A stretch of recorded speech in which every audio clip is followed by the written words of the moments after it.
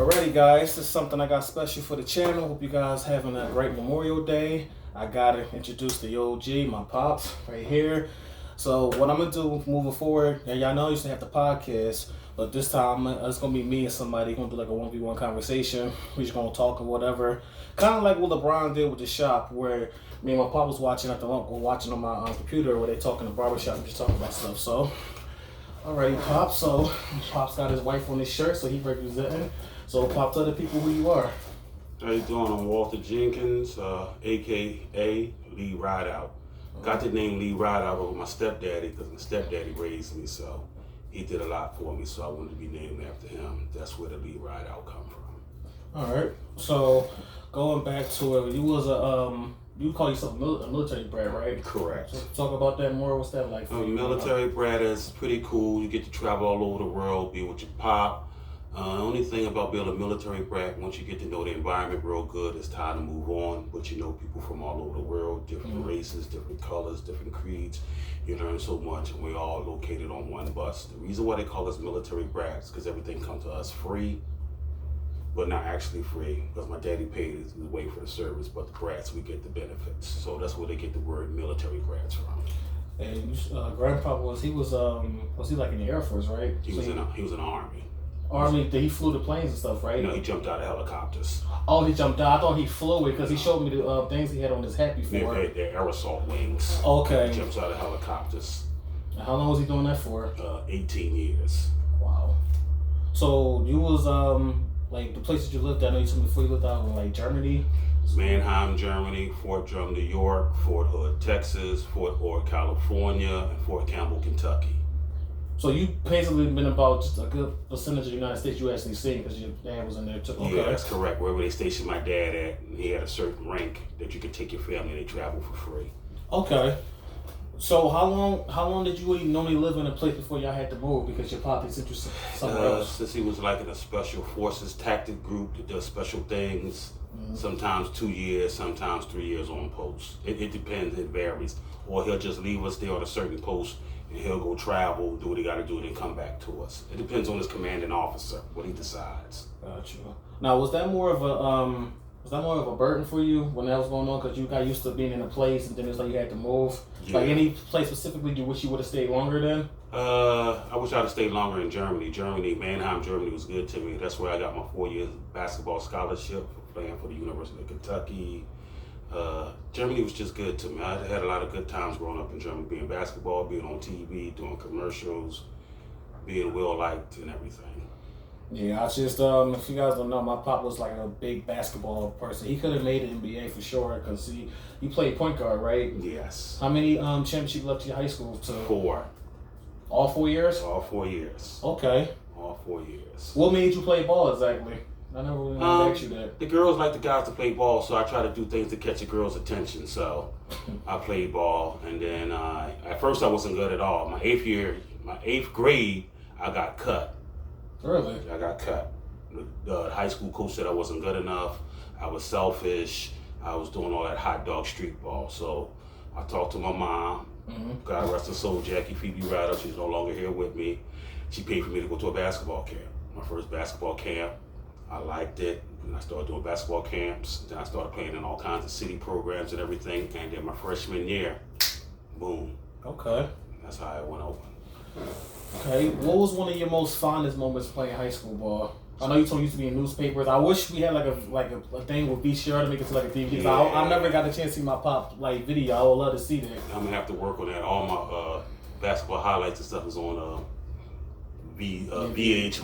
Yeah. For y'all young people, y'all don't know what that is. Now y'all got everything on DVD and disc, so I would have to transfer everything. But my highest was my, actually I was fresh.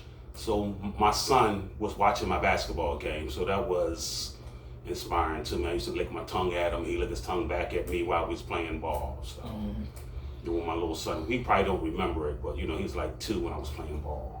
And what do you mean by son? You refer to, because I'm the youngest, it was my oldest brother, it was Little Lee, right? Little Lee, correct. That is my other sister Siobhan, that is Kiki, then is me. Right. So he was able to see you ball. Right. How old was he seeing? He was like 2? He was 2, 3, so you know, he kind of, but then you know, yeah. I kind of envy you a little bit. I kind of wish I'd have been able to see him ball and get some buckets or whatever. If you had to name your like Your career high in points, what would that be? You would say that would be the most points you ever scored in your basketball I think career? 39.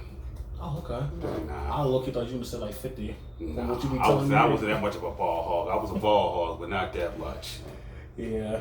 Another thing you told me you did before too was you used to break dance so that kids. I was breakdancing with me and my man Shea Ballard. Shout out to Shea Ballard. He lives in Japan right now. We had a 2-man crew. We used to pop, lock, and we looked up to Jeffrey Daniels. Anybody who knew Jeffrey Daniels was, he's the one that started the popping off of Shalimar. Okay. Then after we started after we started pop locking, this guy we know named Freddie, he came from New York, came to Mannheim, West Germany. He the one that taught us how to break dance. And then me and my man Shay, we started our own crew called the Rocksteady Crew. And we traveled all over the world breakdancing. Now, is that something you did to get the girls' attention too, or you actually had Yes, that's to get the girls' attention too. I was a ladies' man. Anything to get the girls' attention, I was out there doing it. It's just, well, sometimes when he be telling me stories he did, I just always felt like he had like a passion for it, especially basketball. Because he got me playing basketball, That's watching right. basketball. Yeah, basketball. When I started playing, how was I playing like 6 when I started playing basketball? Yeah, about 6. Yeah. Mm-hmm. Yeah. Start everybody off with the Nerf court inside and take you to the real court outside to see. You know? I remember those. I remember I used to always have a hard time shooting the ball because the rim would be so high. Mm-hmm. And now, but let's see what else. Let's see. What was your your college experience was like? It was good. I had a reality check. In high school, I was the star. College, I wasn't the star. High school, I was star. In college, I was coming off the bench. She was like a 6-man? I was 6'7" man. I was getting some game time, but I had to adjust my ego. My ego was high when I was in high school, but I went to college. What I thought I knew, I didn't know. And college is good. They teach you a lot of moves, offensive and stuff. So I had a lot to learn. So it was pretty good though. Shouts out to my Kentucky Wildcats. Yeah. Was that a hard transition for you? Yes and no. Yes, it was good. I was happy that I got the scholarship and I went there. But, on my first basketball practice was hard. But coach was all on me. He didn't like how I moved the ball. He didn't like none of the stuff I did. So he slowly progressed me. His name was Eddie Sutton from Kentucky. It is this YouTube video he has showed me where his coach was going crazy about what happened with that again. When you was telling your coach, he said, "If I see you again, I kill you." Remember? Yeah, that's shouts out to my old coach John Chaney. He got into it with a coach from Massachusetts. He's saying how they was dirty playing us. And what they to you? Because you was on the court. I mean, yes and no, but basketball is an intense game, and sometimes your emotions and his emotions got the best of him. Which is understandable. If you see somebody hurting somebody on your team, he's like a father to us. So, he said what he said. He regretted it. He apologized. We talked. Y'all don't remember this happened. In the 80s? Maybe 80s, late 90s. See, I'm old. I'm 55, so my basketball experience is different from the youth for today. Yeah, I just wanted to always talk to you about that too, the youth today, because I know when I started into basketball, it was real physical, like the Allen Iversons, the Kobe's, the Shaq, like they wouldn't call fouls unless you really fouled them. Nowadays, they call fouls for every little thing. So has that changed your perspective on basketball since how the refs are nowadays? Yeah, it's so soft now. I don't understand the fragrant 1, the fragrant 2. These guys is flopping, they not hurt, they acting like they hurt. I just don't understand these young guys. Take the pain, keep playing. That's what it's about. Physicality, mental. You got to be mentally strong. I mean, now everybody want to shoot half-court shots. We wasn't allowed to do that when we was going to school. Everything went down to the low, to the big man, to Shaq, to Tim Duncan, Patrick Ewing, and then they kick it out to us for a jump shot. All this shooting half-court and three, all this is crazy. We didn't have 3 points to 1986, 87. Things have changed. I'm old now. Yeah, so. the game definitely is evolving with the threes and stuff. Because even when I played basketball for a little bit, he didn't really like. My dad coached me too, and when he used to coach me, you always hear his voice. It can be packed inside that recreation center. You'll hear him, and it'll be sometimes with me. What was that championship game I had played where I think I missed a free throw. You took me out for that. That's right. Free throw's the easiest shot to make. You should miss. Everything has come with the knees and legs. Just relax. But you wouldn't agree I was getting whacked the whole game because I was like the biggest on the court. That's part of the game. Ask Shaq. Shaq get whacked all the time. It's part of the game. It's part of the game. That's how he raised me to play ball. It was just like whenever, even now when I go play street ball, when they foul me, I don't really call foul unless you like really being obsessive. But if I'm getting like a little touch or whatever, all right, I'll just take it because, It's part of the game. Because our trainers used to do with me back in the day too, was where he'll intentionally like whack the hell out of me and tell me just take the contact, get me do push-ups and stuff. Yeah, it's part of the game. That's a man's game. Take the contact. I would love to see my father soon. Hopefully soon. We go back. It's a court I play at called Taney. It's like right over there by the Schuylkill River. Like all the University of Penn, Drexel college kids go out there and play. It's a good court, nice environment and stuff too. He seen me play out there one time, man. It's just like some of my shot selections I was taking, he just didn't like. And the crazy thing was I was hitting the shots and he still wasn't impressed. He like that dad that just wasn't impressed. Like, no, he was taking it inside. I'm like, I was open though. Go to get an and one inside. You're a big man. Inside. Dominate. Yeah, I can play inside and out though. Okay, more inside. The only thing I work on now is my ball handling because for a while now my offensive confidence was very low. I was so scared to take shots or layups. I felt like every time I would take a shot I was supposed to make, if I missed it, I'll hear him in the back of my head like, "Ah, the F you missed that. Like, what you doing?" Mm-hmm. Or he'd be like, "Sub," and then he'll take me out the game. What was another time on the road top too? Wasn't there one time I played out some foul trouble? Mm-hmm. I think you sent me for like a whole quarter. Yeah, now once you get fouled out the game, you have to take it easy. Sometimes But wasn't there some ticky-tack fouls though? It's part of the game. That's why I love the game. You just never know. One game to the next. You never know with basketball. Definitely. When I played high school ball, it was when we was in this Catholic church, right? Mm-hmm. And I was getting whacked the whole game. I used to wear a headband, and when I wanted to get a rebound, it was this big dude. He would hit me. My headband would be like this, some straight like this. I'm just like, "Ref, I know you see him really whacking me or whatever," but he looked at me like I'm crazy, so I lost my cool and went off on him. And then I remember I was hearing you laughing in the stands because I had a Draymond moment or Rasheed Wallace, that ref really pissed me off. I'm like, man, come on, man. And the messed up thing about that was I got turned out the game. I think what was the Miss about the whole game for that? Yeah, you can't be using profanity in a Catholic school gym. Yeah, I lost my cool, man. That's all right, though. It happens. Well, what's now you said you was a ladies man, so what kind of the girls you used to be pulling back then?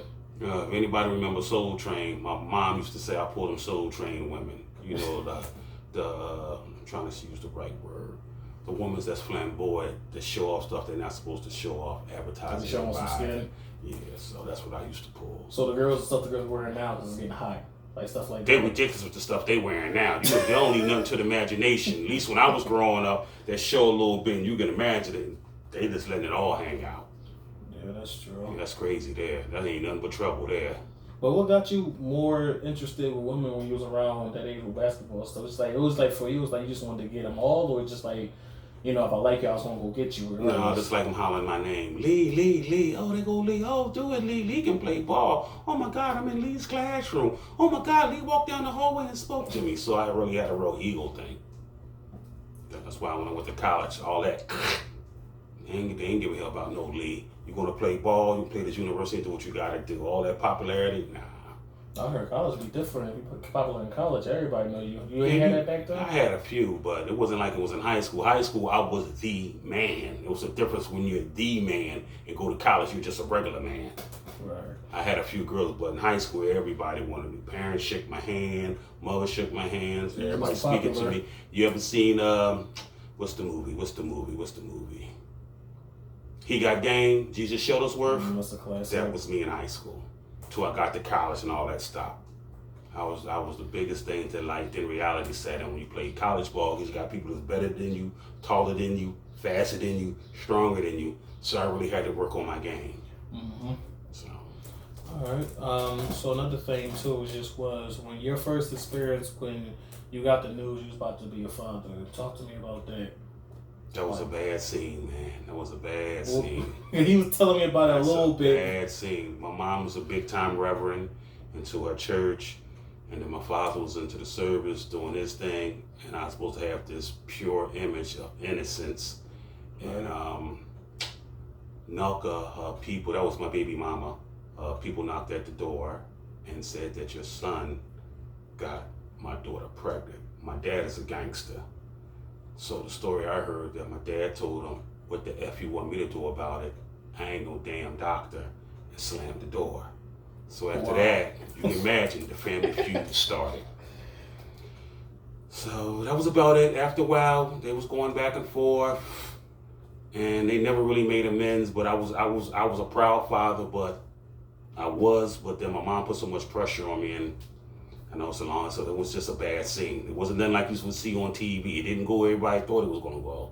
But after the baby got here, the tension down. But while she was pregnant, carrying our child, it was a bad scene. Well, how was you feeling about all that? Like, knowing you about to be a dad, you know? Well, my mom put it in perspective. I was happy. Then my mom said, all this work I put into you and playing basketball, schools might back away with you. That's a lot of responsibility. At the time, I was only like 16 going on 17. So I was very young. My mom said, how you going to take care of the baby and play sports and go to school? I did all three. It was hard though. I did all three, but my mom said your life will never be the same once you have a baby. And she wasn't lying. You think I learned my lesson? Nah, I was still hard-headed. What? What you mean by that? You still hard-headed? I was still making babies. My son is the only one. I mean, I love all my kids. My son is the only one right here I had legit. I had him while I was married. But other than that, I love all my babies though. It's just, what you need to do is get your life in order, settle down, find a good woman, if you can find one, and then have babies. But it's nowadays, it's just people nowadays just having like babies left and right. It's kind of like a game at this point, because a lot of people went to high school where they all got kids and stuff now. Yeah, that's not cute though. That's hard taking care of. If you're a good parent, it's hard taking care of a child because everything is so high and you got to struggle, and it's just a lot. It's just a lot, especially if you got one parent doing it. It's definitely a lot. Trust me, I know it's a whole lot. But everybody makes mistakes. I'll give you the first one a mistake, but 2 and 3, you know what you're doing, because sometimes it happens. You get caught up, you think you're in love, you think it's the right person, and boom. So I'll give you the benefit of the doubt with 1. But you have 2, 3, 4, and 5. Come on, you know what you're doing. Yeah, for those that don't know, I don't have any kids yet. I'm currently not. I mean, I don't know. I feel like my thing now was always the fact that I wouldn't make sure I was financially set, because how my father basically raised me and my sister, because he and my mom had a bad marriage and divorce with other kids. Maybe don't get into that, but it's just like what he installed in me was basically you gotta, he always told me you make your bed, you gotta lie in it. Y'all heard that metaphor. So it just was like I had a few scares with 2 people I was with, but at the same time, this was like only two of them, because I had a couple scares with the other one. I was with the other one. He's from Jersey. We had a couple scares. See how they know that. So it just was like, I just like, cause I would talk to my older sister about it. I said, I don't know how Pop would take it. And she always would tell me it won't be as bad because, I'm a guy. My sister was different. She's a woman, Right. So it was just, I don't know. It was just, for me, it just was like the matter of just, I mean, now I feel like, what advice you give me now? Because obviously I got a lot of things going on. God is good. I'm glad he didn't have the kids. That's all I can say. God is good, because he ain't with neither one of them now. So that was a blessing in disguise. Yeah. It's just, I don't know. All my thing was to make sure I was financially set mostly, but I mean, I work with kids now. My 9 to 5, I work with kids. Like, I want to be a dad, especially working with the kids on how the kids gravitate to me. I just showed you the pictures when I was in school, the 6th graders I had before. So, I don't know. A big part of me, it kind of feels like the whole Lion King thing too. Remember when Mufasa passed away, somebody know what he wanted to do. So I feel like the same way. When my time comes, I don't know what I'm finna do. I know I'm not gonna be no deadbeat dad for sure. It's just, I don't know. What advice you get to someone like me, like. Well, because I don't know. Well, everybody was brought up different. You was brought up with the things I instilled in you, so you always want to have that thing about taking care of your kids. Because I took care of my kids, whether I was with them or not. There's something that was just instilled in me, and I instilled it in my son. I instilled it in my daughter. And just do what you gotta do for your babies by any means necessary. That's part of being a parent. That's just how I was raised. Unfortunately, I was raised like that with my stepfather. I know I say stepfather, which I really need to say is he's my dad. Because, the stuff he did for me, was just unbelievable. He didn't have to do nothing. And me and him had a lot of major arguments and fights. But I can say one thing about that man.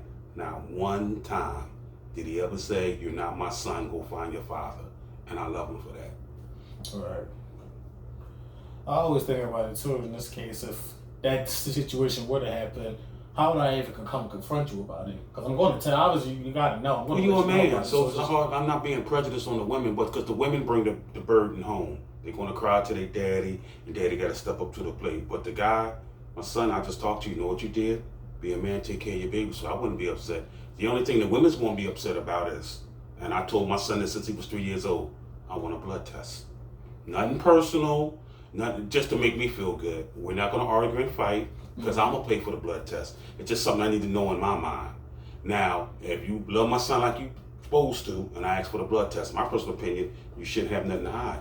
But now there's the women coaching now feel like that's disrespectful. Well, I don't want to tell you because I want a blood test. I want to make sure that's my genes in that baby. And if it's my son's genes, we shouldn't argue it. Just let me do what I got to do and say, see, Mr. Ward, I was right the whole time. Okay, and I'm saying I'm glad you was right. But for my state of mind, I need to know. Mm-hmm. I'm just sorry, I'm old-fashioned. This is how I am. Yeah, he always told me that, yo. Just how I am with the boys. And a lot of the few girls I was with at the time and talking about it, they kind of felt like, why would he want that? If he know y'all you with me, I'm like, I get that, but at the same time, we all grew up with my father. People would betray you in the worst ways. Sure. Like, it's like really crazy because it'd be people back then I used to be cool with, and I'm thinking, oh, this person gonna be around with my little girl and come around and hit me left foot. Sometimes you be calling it. Mm-hmm. You be like, nah, I don't know, son, I ain't got a good feeling about this one, or Mm-hmm. boy, moving a little different. I'm like, well, in the time, if you care about somebody, whether it be French relationship, you don't see that. You just like, oh no, pop, you just, And then come around like months later or a year later, like, damn, my pop called that shit. Like, damn. Mm-hmm. But yeah, I'm still trying to figure everything out when it comes to that. I'm trying to make sure all my stuff is good because my child is not growing up how we grow. Not disrespecting you. I understand. You know what I'm saying? It's just the fact that my child, I'm get on no. I mean, if we have to get on no bus all the time, we're gonna have a car. At least have a stable place where I'm staying in, and most importantly, income. Now I know that's not everything, but at the same time, for me, that makes me secure as a man. That's a big part. Because there's so many people I'm cool with, so many people having babies, and they not even ready. Like mentally, they're not ready, and also they're not even ready financially. Like, how you gonna provide diapers and all that stuff? It's just. Because I ain't trying to be like that guy to be like, I got a child, and it's like, all right, well, I'm not doing that. I know Pop will do. I ain't trying to do that because you already paid your dues. You know what I'm saying? Mm-hmm. So I ain't trying to do that. But let's see, another thing too. You went back to you and your dad had a lot of fights or whatever. Me and my father, we have a lot of different viewpoints too. It was just like, but one thing for sure, me and him we always had is to respect. We will talk or whatever because he's old school. I'm kind of like, it's kind of what's that phrase? I'm trying to find that phrase, but it's like he'll say something and view something different. And I look at him like, no, I don't think that's it. Because there'll be a lot of times, we had them conversations. Like, it'll be a lot of times too where so my pop be upset or whatever. And I talk to him, calm him down. Like, I'm not going to talk to him and say things like what he want to hear. Sometimes I'm going to tell you, lady, Dad, I'm going to let you, I got to tell you how it is. Mm-hmm. My perspective is, if you care about somebody, you're not going to lie and bullshit to them. You're going to tell them how it is. Mm-hmm. Now, if you don't care about somebody, give them like a bunch of BS advice. Oh, you got it. That's like, all right, I'm going to be honest with you. That's just me. What you think on that? Yeah, that's just you. You keeping it real. And like you said, I'm old school youngster, so he's teaching me how to, the young generation acts. So I'm getting used to it. It's a little hard because I'm old and stuck in my ways, but hey, sometimes change is good. Yeah. Well, all this stuff you've been through with for any fellas out there, including myself, I'm still learning with dealing with women from what you've been through. What would the one advice would be when dealing with women? Hey, stay as single as long as possible. If you get tired of being single, then get somebody serious, because it's a headache. It's a give and take. You gotta give, you gotta take, you gotta give, you gotta take. So just enjoy your freedom, have some fun, and when it's the right one, trust me, you'll know. You will know. You won't have to second guess. You'll know. You'll just get this feeling that you never got before. I ain't talking about sexual feeling, mentally feeling that you get. You know what? Me and her vibing, and she'll say, "No, me and you are vibing," and it'll just happen. You ain't gotta say you my girl, I'm your man. Y'all just combine as one and say we're a couple. I wish it was that simple because stuff I be seeing with women, and guys too, it's a lot of fear. Like they feel something, they feel it's there, but it's like goddamn when they pursue that because of what they went through or something else. It takes time. Everybody got luggage. Everybody has luggage. Just takes time. It takes time. That's all. Another thing too, he told me as well was sometimes when him and my sister too, I talked to him because one thing about me, if I don't know something, I'm going to ask questions if I don't know what it is. Like I'll come to it'd be before I'd be a little wary coming to my father because my father's the type of guy you go to him, he gonna give it to you. It's gonna hurt your feelings, but he gonna give it to you like what it is. So it was kind of me like, all right, let me see how I maneuver. But I know lately I've been going to him like I was like, would you really say I was a street kid? Because I feel like I wasn't. That's good. That's good. I wasn't. Them streets ain't nothing. Them streets will tear you down and break you up. So that's good. I'm glad he's nothing like me. Nothing. He's a good kid. Oh, he's a good man. Excuse me. Not a kid no more. He's a man. So I always feel that's kind of the things that always drew us apart too, in a way. Because you and Kiki, I was like, y'all clashed a lot, but y'all was like a lot alike. Yeah, because I raised her wrong. I raised her in the gangster life, and that's why me and her always bumped heads. I should have pulled her back. I exposed her to too much and too soon. So that's why me and her always had the conflict. Because she's more like me because I taught her the streets. But you live and learn. Right. You think things would have been different if I was raised like how she was raised in the streets? Yeah, you might have been in jail and dead. You a man. South Philly is crazy. I mean, I'm not saying I'm not hold my own, but you know, I mean, you've been telling me this for years. I'm so big. It's like people not gonna fight me for it. They gonna get the gun and try to jump me or whatever, you know. And then the jealousy, they be your best friends that creep and sneak up on you. You know, I had a lot of those friends back then. The jealousy. Yeah, we've been hated our whole life, me, you, and Kiki. So I'm used to it. I've been hated since I was 6 years old. So I'm used to it. What made you used to it? Because I'm 55 and people still hating on me. But when it first happened to you, you was... So my pop talked to me. Lord, when the rider talked to me, said people always gonna hate you, whether you do good or bad. My pop, Boo taught me so much about the streets and everything. So, and then I came from a 2-parent home. A lot of people didn't have 2-parent homes. So of course they said that's not your daddy, that's your step. He was always my daddy. Then my mom always had good jobs. My mom was graduated from Temple University. She was a registered nurse. She was a general manager for the IRS. My mom always had good jobs, and my dad just did the background. He did those certain things, and then he got into the Army, and we just blew up. We blew up financially. How long did it take you to get used to that, people hating on you? I know it didn't happen like right away. I don't think it did. Maybe sometimes it bothers me, but I learned how to shut it off instead of always kind of reacting now, because my kids is getting on me because I'm up in age now. You're 55.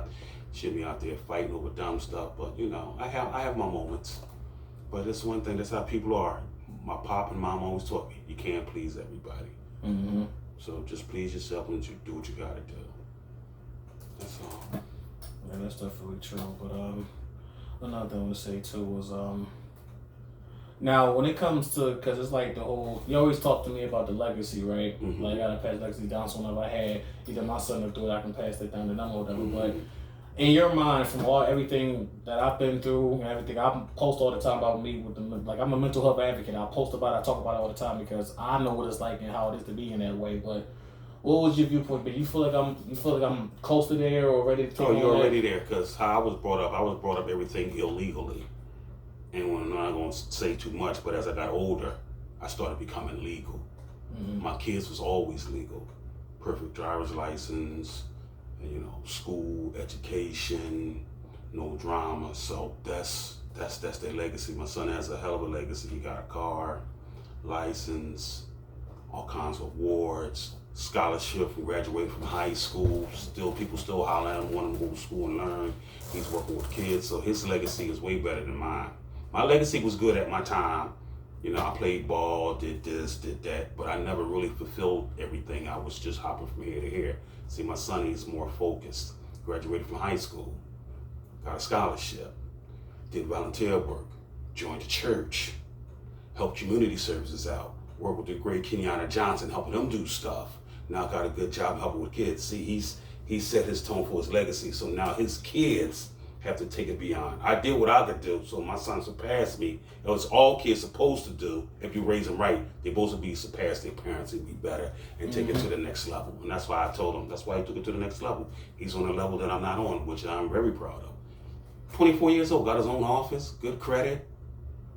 You know what I mean? Taking care of kids. 24, I was wow. Wow. In clubs, hollering, screaming, renting cars, run DMC chains. A man without a mission. And 24, he's so focused. That's good. And my daughter, she's focused. Got her own hair salon. She married. She do beautiful hair. She's a good mother to her kids. Focus. Taking it to the next level. That's what it's about. When I was my daughter, 27, still buck wild. Howling, screaming out of clubs. Trying to stick everything that move. Out of control. All up and down South Street, showing off, throwing money in the air. Dumb stuff. Dumb stuff.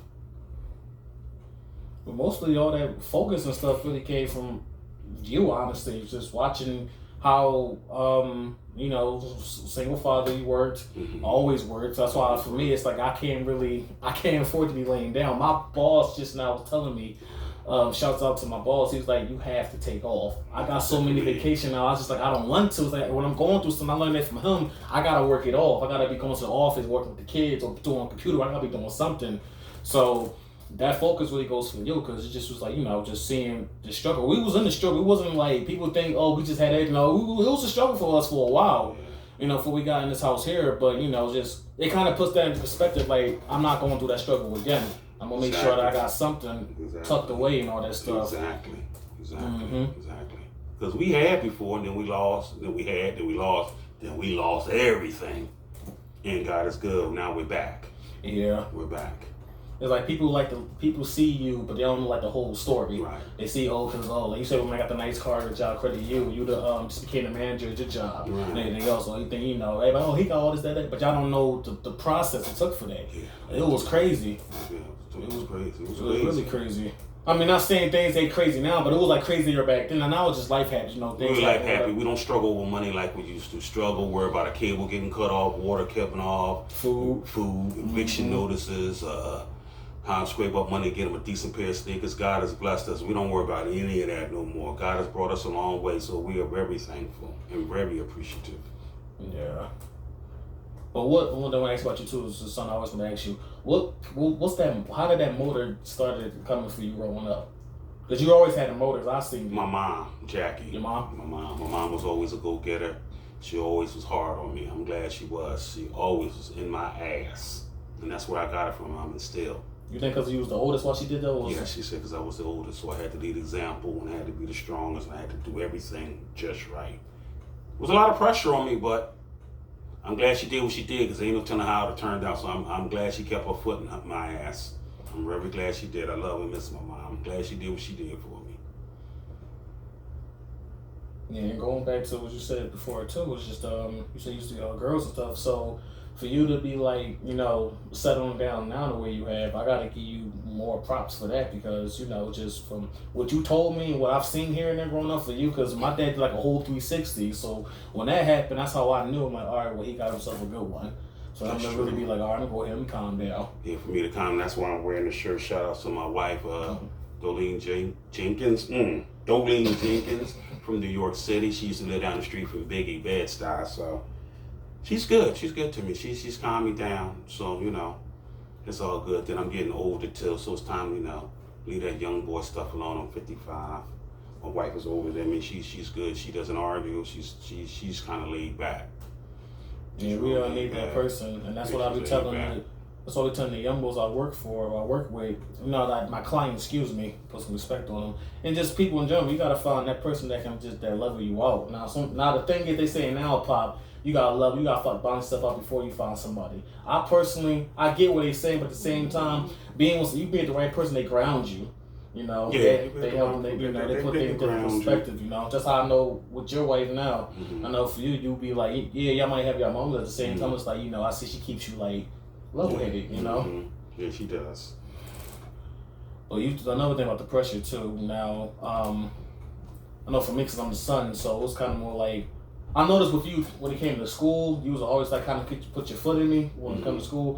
What was the reason you was doing that? Because I had it easy in school. Because I was a basketball star, so I was never really challenged, which was good but yet bad. I had a big game. I didn't have to take the tests. Certain classrooms I didn't have to go. They wanted me to get some rest. So that was. I'm smart, but I could have been really more smarter. Nobody really challenged me in school. Everything was just given to me in high school, which was actually kind of bad. Right. Taking major tests and all, I never had to take that. You got a game tonight, right? Yeah. Hey, you gonna do that? Hey, you ain't gotta get out. Go ahead. Go warm up for the game. You ain't gotta worry about it. It was good, but yes, it was bad. So I was never challenged. My brain was never, That's why I went to college. It was a whole different world. I wasn't getting them passes like that in college. You're gonna read. You're gonna learn. You're gonna study. You gotta take this test by tomorrow. I was like, oh shit. Alright, well, trying to see, what else I want to ask you. Well, because I know I've been doing another thinking too. It's just that, I just turned 24 in March. I'll be 25 next year, so, like, I still, like, I would say my father is, like, probably my biggest, I know probably, he's my biggest fan. Like, whenever I do anything positive or good, he's the one person that will, like, boast about me, talk about me, and all that stuff. That makes me, and it makes me feel good, but sometimes it also makes me feel like I got to keep this ball rolling, because it's like, just having that, being acknowledged by somebody you look up to, it's like, oh, you got to kind of keep it going. So, I don't know, I don't have everything figured out either. It's just for me. It's like I'm still learning. Like I feel like every day I'm like I'm not. Gonna, I was never. You know, I never was that kid to be like I had all the answers. Like everybody has to hang out with. I literally sit and I talk to older people and I learn. Mm-hmm. Like, I ask them, hey, how you got to where you at? Oh, what advice you get? Somebody like me that's still figuring his way out, and I'll listen. You know, sometimes you just say before. Sometimes you will talk to people, they don't really hear you. They just Mm-hmm. But let me see. One more thing I want to ask you before we wrap this up. So trying to see, I want to be 25 again. So You're good. It's one day at a time, and we're all learning. You learn every day. I'm still learning different things. Learning process. God gonna bless us. Gonna move, get a bigger house, and we got to learn that house all over again. So it's a learning process. Everybody got to learn. But now, if you feel like you don't learn something, then you're gonna fall on your face because everybody don't know everything. But for me, you know, my one thing I want to do is since I was raised how you raised me, I want to build my own legacy. You know what I'm saying? Like have like my own place or whoever she may be, the missus, the girl, whatever, the kids. You're 24. You got your whole life in front of you. It takes time. It takes time. Some people don't settle down until they 35, 36, financially married and everything. It doesn't work when you settle down. Just when you settle down, make sure everything works. It's not a time limit. I know some people just got married when they 15, 60, they just got married. The first time getting married. It's all about timing. Just long when you get married, settle down, as long as it works. It's not a time limit. Right. Don't never put a time limit on yourself. That's when you rush and mess up. When it's ready, you know, you're still young. You're 24. I wish I could be 24 and doing doing the stuff you did. Lord have mercy. I'd have been a billionaire. I mean, I always had this. This goes back to your sister and my aunt. You know how she used to always help people. Like she always helped people, always. So when I seen that, I used to talk to her. You know, I feel like all right, I have a thing. I like helping. I like it. Like I don't want to help nobody and be like, all right, you owe me. It's like no, if I do it just cause. And a lot of people take advantage out of it. You know, opportunists. They say, oh, Keem's gonna do it, but it's like that's why I'm in this field now. I think for me, I noticed when I was going to take over this career was when I entered and I went to Denver. Remember? Yeah. Went to Denver because there was a lot of rumors saying that you could go, don't hold your breath. Now my father raised me. Somebody said don't hold your breath, ain't gonna happen. It's just here. It's like smoke and mirrors. I'm like, all right. So that was when I first started working in the school. Then I got the calls like, hey, you going to Denver? They paid my job, paid for everything. All I had to do was show up because beautiful. Crazy. Beautiful. I said I knew from right there. So yeah, I said yeah, I'm in there. It's beautiful. You know. First time on the plane, first time going that far from home. I was like the Midwest. Yes, the Midwest, beautiful. Mm-hmm. Look at that. Hard work. See what happens? But definitely. But yeah, so that's pretty much it for this one. This has got my pop, so you see us here. A lot of y'all say I look like him anyway in the face. Just it's my OG right here. So I always go talk to him about anything. Also too, it's just I consider you like a business consultant too in a way, because it'd be like before I make any decisions, I'll ask you and you'll really talk to me. It's like the mentor with the pupils. Like if I don't know, because you already know, but if I don't know, I'm going to ask you. Hey, Dad, what's going on? As you should. You give me the advice, and then it'd be like, all right, now it'll be up to me what I'm finna do with it. Right. But at the same time, just able to have that too. But yeah, so we're gonna do this again soon. But this was my pops. He was here, OG. Holding it down, still holding it down. So we can go up and take it easy and stuff. But yeah, so you guys like the videos, subscribe, comment, and I'll see y'all in the next one. I don't know when it's gonna happen, but I'll see y'all soon. Y'all just stay easy.